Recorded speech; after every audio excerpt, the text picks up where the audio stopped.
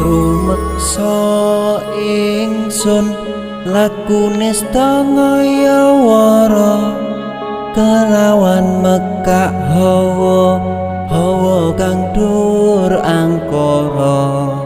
senajan setan gentayangan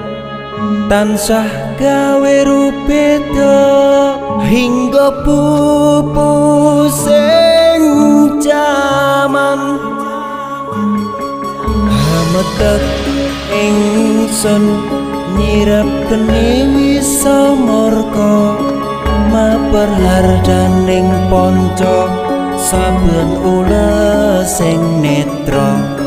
linambaran sih kawelasan